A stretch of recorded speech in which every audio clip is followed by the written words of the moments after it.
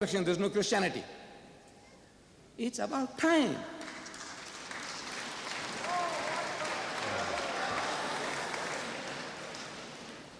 My dear brothers and sisters, let me, as time is running out fast, let me end with another example from the Bible. You see, it was Sunday morning, the first day of the week.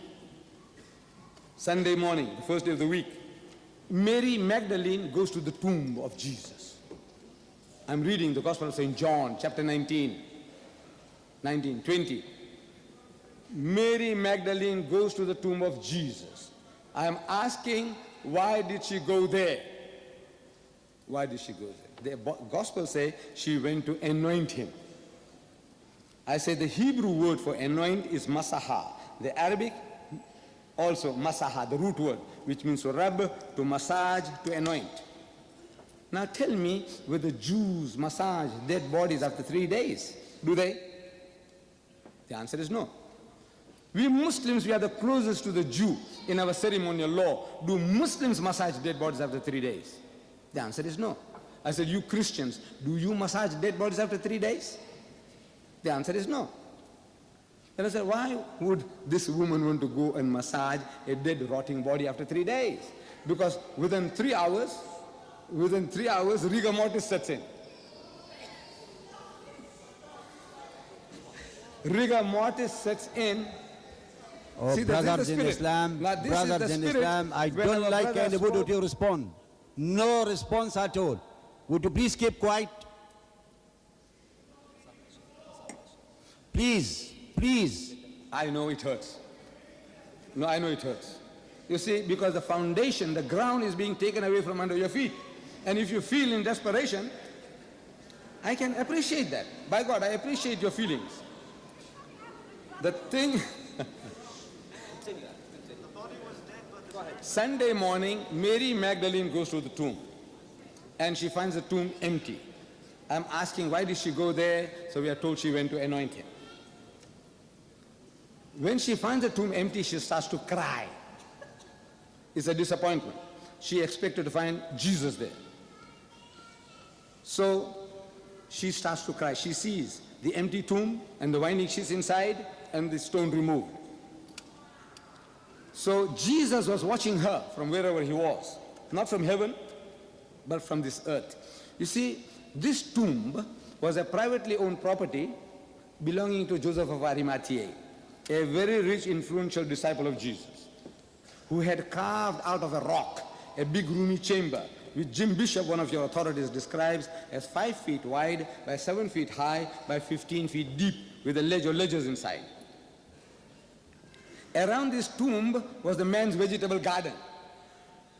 Now don't tell me that this Jew was so generous, he was planting vegetables 5 miles out of Jerusalem for other people's sheep and goats to graze upon.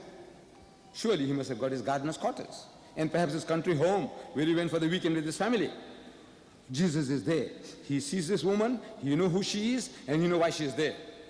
So he walks up to her, and he finds her crying. So he says, "Woman, why weepest thou? Whom seekest thou?" Why are you crying for? Who are you looking for? I am asking, why does he ask such a silly question? Doesn't he know who she's looking for? Doesn't he know that she's disappointed not finding him? Of course he knows. Then why is he asking such a silly question? I say it is not a silly question. He's actually pulling her leg, as the Englishman says, metaphorically, playing the fools. He's still got the sense of humor. He has been through an ordeal, according to the scriptures, but he's still got the sense of humor. So he says, "Woman, why weepest thou? Whom seekest thou?" She, supposing him to be the gardener. I said, why does she suppose he's a gardener? Do resurrected bodies look like gardeners? Do they? Then why does she suppose he's a gardener? I said, because he's disguised as a gardener. Why is he disguised as a gardener? I say, because he's afraid of the Jews. Why is he afraid of the Jews? Because I say he didn't die and he didn't conquer death. Because if he had died and if he had conquered death, there's no need to be afraid anymore. Why not? Because the resurrected bodies can't die twice. Who says so? I said, the Bible. What does it say? It says it is ordained unto all men once to die, and after that the judgment. You can't die twice. So she, supposing him to be the gardener, says, "Sir, if you have taken him hence, tell me, where have you laid him? To rest, to relax, to recuperate, so that I might take him away." One woman carrying away a corpse. Can you imagine? A frail Jewess, like a super American woman, you know, the superwoman type of woman, you know, carrying him like a bundle of straw and taking where? Bury him as who dug the grave. If there was a grave, carrying is one thing, but burying means she has to dump him in a hole. Does it make sense? No. So she's supposing him to the gardener, says, "Sir, if you have taken him hence, tell me, where have you laid him? To rest, to relax, to recuperate, so that I might take him away." The joke has gone too far. So Jesus says, "Mary." The way he said, "Mary," she recognized that this is Jesus from this intonation. And she wanted to grab him, as the Jews would do, to pay respects. So he says, "Touch me not." I say, "Why not? Is he a bundle of electricity, a dynamo, that if she touches him, she'll get electrocuted?" "No." "Then why not?" I say, "Because it hurts." "What other reason?" "It hurts." You go and grab a man who has been through an ordeal, as Brother Floyd described, you know, the nails and flogging and all that, and you go and embrace him, you're going to kill him. So she says, "Mary," says, "touch me not, for I am not yet ascended unto my Father." I am not yet ascended unto my Father. In the language of the Jew, in the idiom of the Jew, he's saying, "I am not dead yet." Now, Mr. Chairman, ladies and gentlemen, my brother Floyd Clark has been unjust to himself. See, I feel he was unjust to himself, because this format was made by me. I said, whoever speaks first gets 10 minutes in the end. The second speaker has 1 hour continuously. The choice is yours. You take the choice. Had he given me the choice of speaking first, he would have an opportunity of refuting each and every one of these. But now, I pity him. In 10 minutes now, what he's going to do?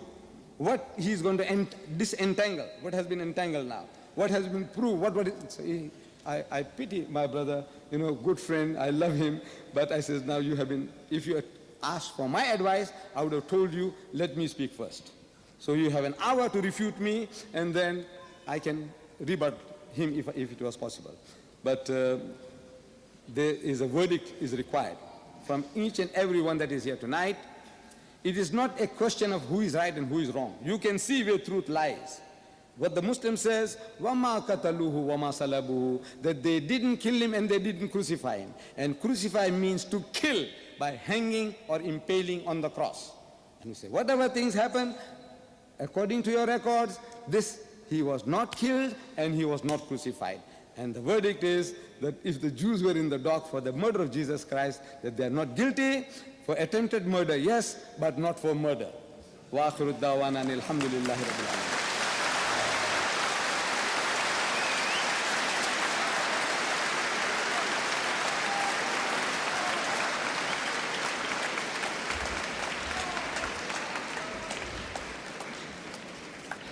Before I introduce Professor Floyd again for the 10 minutes, I'd like to make an appeal for both Muslim and Christian audience and say this: it may be useful and important to think, it may be useful to interact or have information or intellectual thinking, but it is just as important to manifest the noble and lofty teaching of both Christ and Muhammad, peace be upon them, in our own behaviors.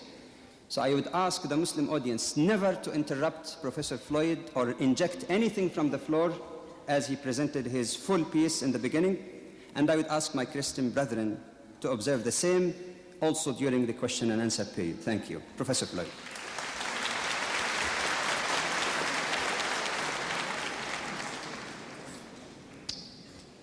I hope that you will accede to the request of our chairman. I really am embarrassed because there was no interruption whatever of my speaking, and I know most of the audience are not fully in accord with what I said.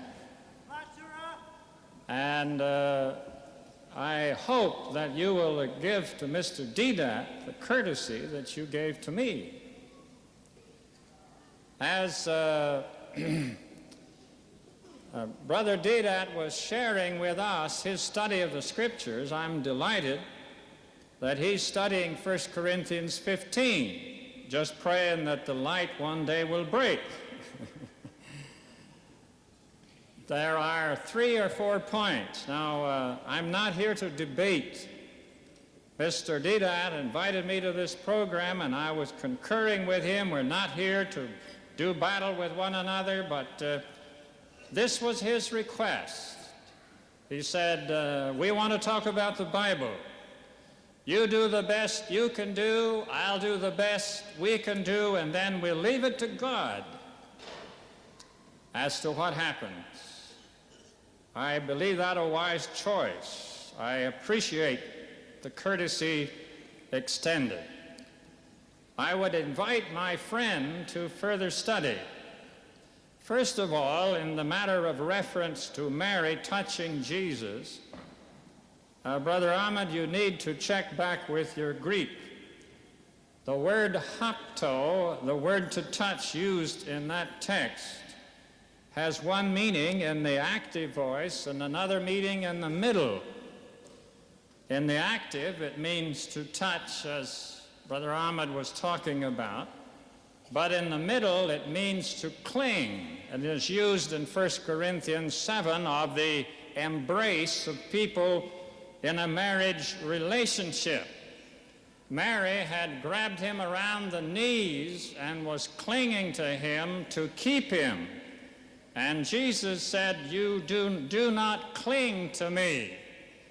I have not yet ascended unto my Father.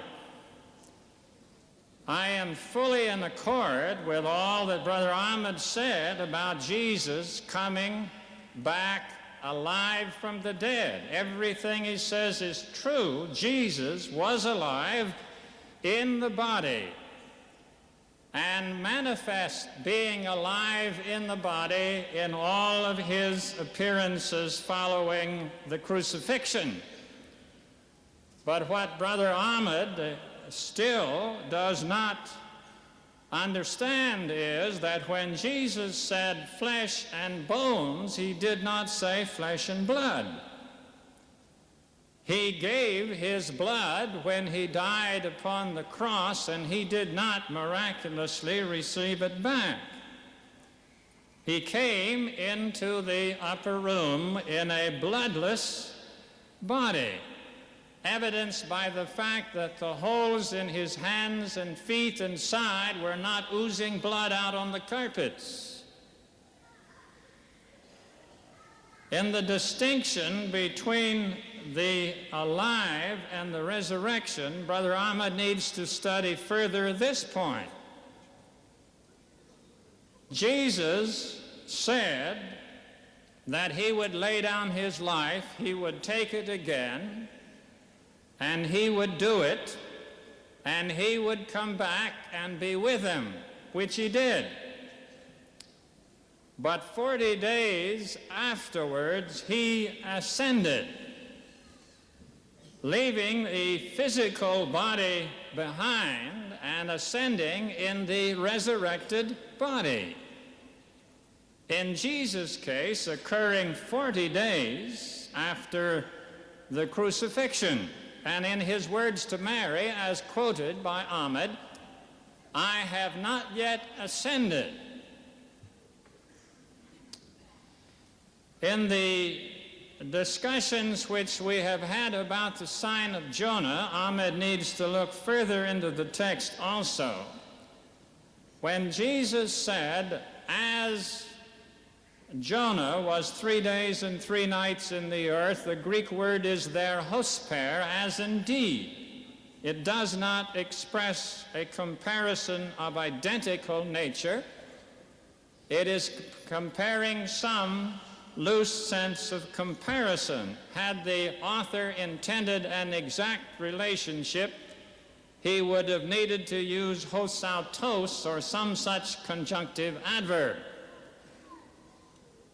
As to the 3 days and 3 nights, Christendom did not celebrate Good Friday for more than 300 years after the coming of Christ, when many traditions crept in that were foreign to the New Testament. The New Testament teaches that there were two Sabbaths, a high Sabbath and a Sabbath of the week co-joining, and that Jesus was crucified then on Thursday, not Friday, and his body lay in the tomb over the 2 days of the Sabbath. Again, I want to thank you for your wonderful courtesy. God bless you, everyone. Thank you.